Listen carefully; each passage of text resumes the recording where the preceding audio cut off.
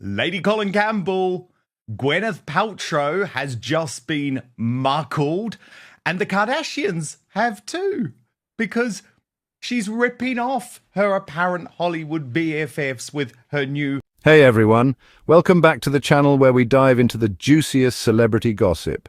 Today, I've got something sizzling hot for you, a showdown between Meghan Markle and Gwyneth Paltrow. And guess who's spilling the tea? None other than Lady Colin Campbell. As ever, Jam. We'll come to that in just a moment. But firstly, can you believe that Gwyneth was so stupid? I mean, look at the way people are turning against her. When I would say we got the honest Gwyneth in the Vanity Fair interview. What are you hearing? Did she come under some sort of pressure from Ari Emanuel? Why did she all of a sudden decide that everything she said in Vanity Fair wasn't true? Well, you know, Gwyneth Paltrow is a very shrewd game player. And I think if you remember the way he dealt with that man into whom she skied. Do you remember that? Yes, I do. The famous court case. Yeah, and then it was all his fault. And I think she tried to flip this so that she would one-up Meghan.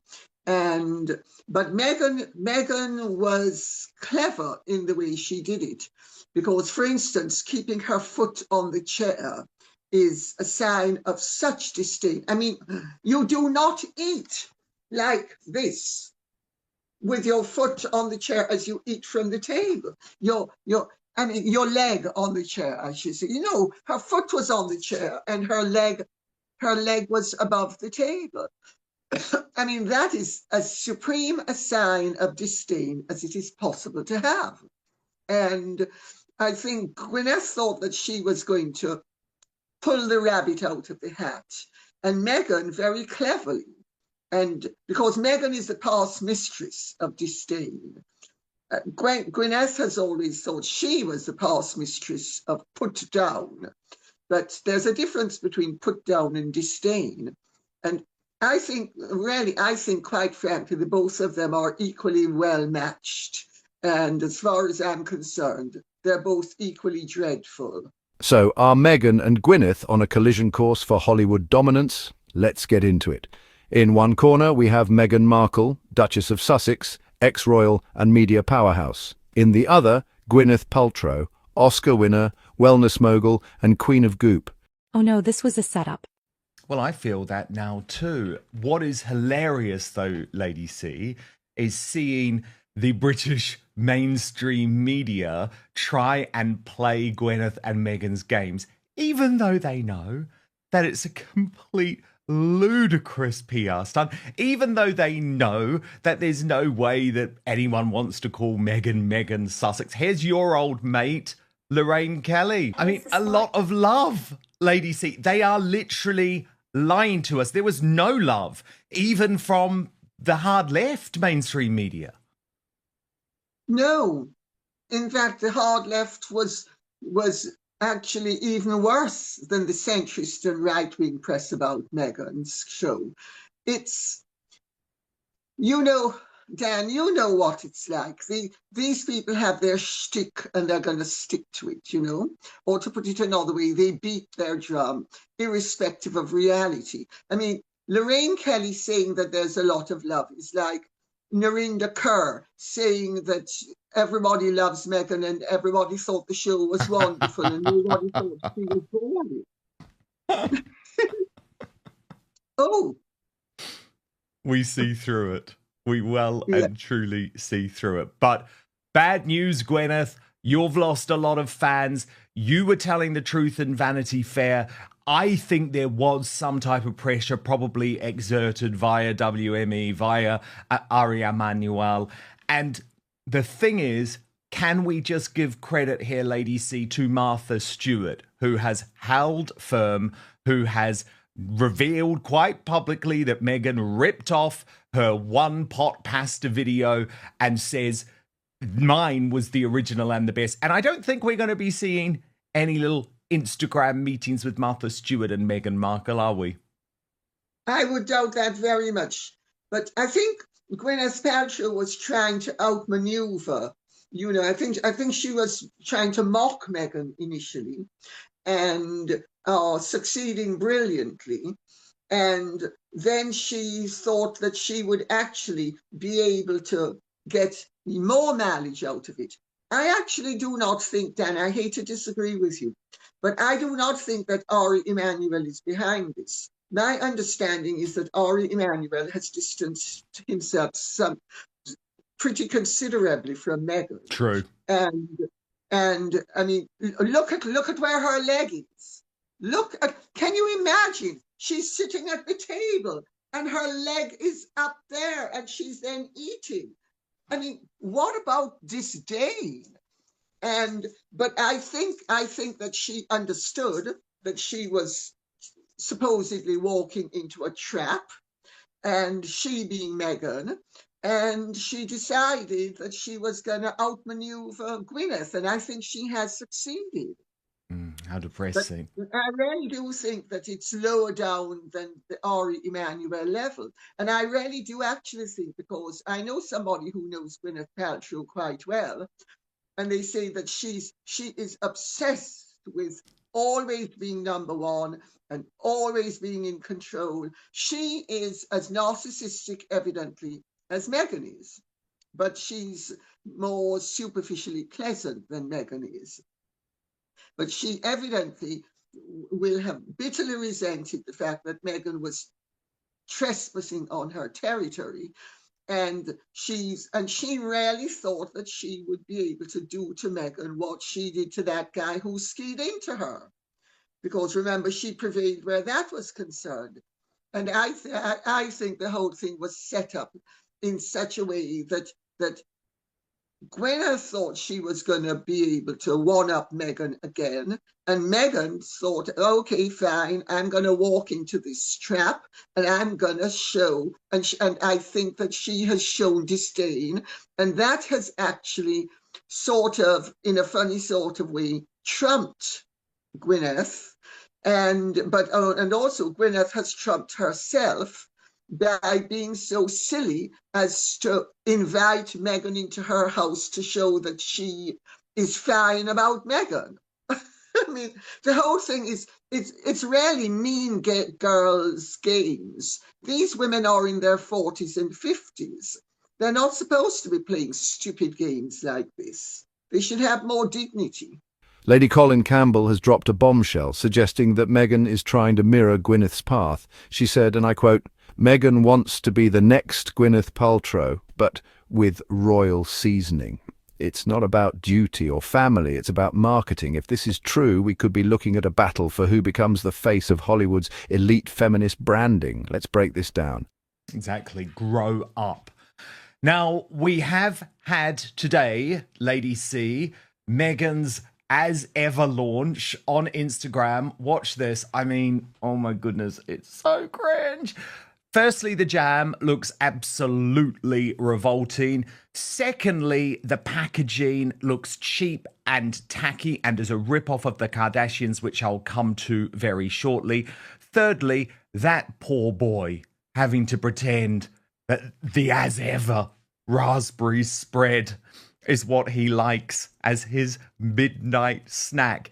Yeah, right, I would say to that. And as Harry's Meghan Spare wrote, Meghan, it's just jam. It doesn't require an entire presentation. This packaging is as pretentious as she is. And we can have a look at that packaging, Lady C. And Nancy Sidley has been doing some excellent work on this from the States and says that Meghan Markle is once again copying a Kardashian by stealing Kim's packaging aesthetic. Meghan Markle is a copycat. And I guess we know that by now, don't we? There's nothing original from this woman. There never has been, there never will be. No, there isn't. And I have to say, I gather that the Sidley girls are doing a wonderful job. Oh, they are. So, They're doing great stuff at the moment, actually. I mean, jam is jam. Whoever heard of packaging jam as if it's an 85-pound night cream? It's ludicrous. And I mean, as for her cursive writing, which is supposed to be calligraphy and isn't, it's the woman is so tasteless and pretentious. I mean, she makes brass look like gold. It's just awful, isn't it? It's just absolutely awful. And all of the pictures that we've seen on her Instagram grid over the past week also look terrible. She's now promoting one of her friends on Instagram, the Royal News Network. Brittany says this Instagram strategy is so chaotic, so unfocused. And then, Lady C, we come to the affiliate link, the lowest of the low, the type of thing that a Z-list celebrity does when they can't get any actual brand deals. Can you believe that she's now proudly displaying her Shop My link on her Instagram page? I can believe anything that Meghan Markle does. I can believe absolutely anything she does. I think the woman is unbelievably crass, and she is, and when you stop to think that she was actually exposed to really the elite from she was a little girl, because her kindergarten was an elitist kindergarten.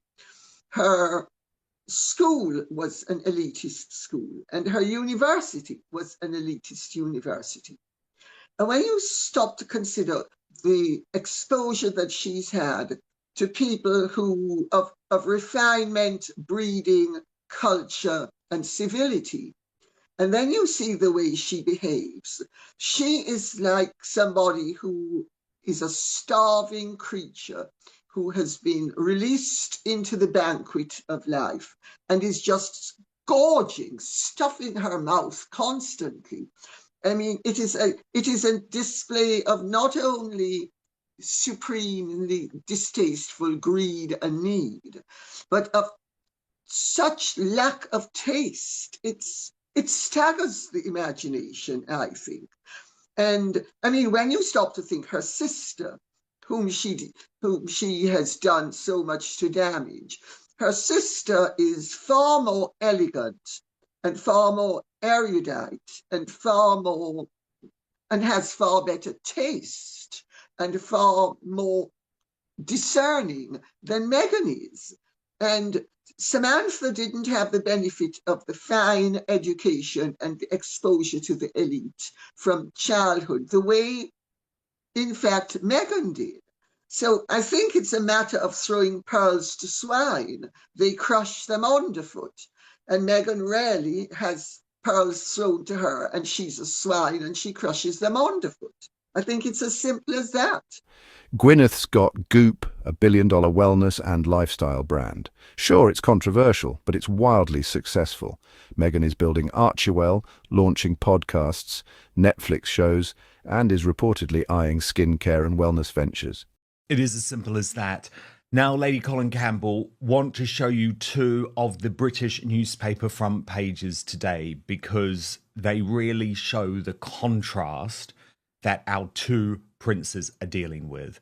So first, you have the Daily Mail and Richard Kay with an absolutely brutal piece about what is going on with Prince Harry's charity race scandal. In comparison, Prince William doing exactly what a royal should do, raising the awareness of the plight of farmers at the moment at Clarkson's farm without, it should be said, being blatantly political, which, as you know, is always a very fine line.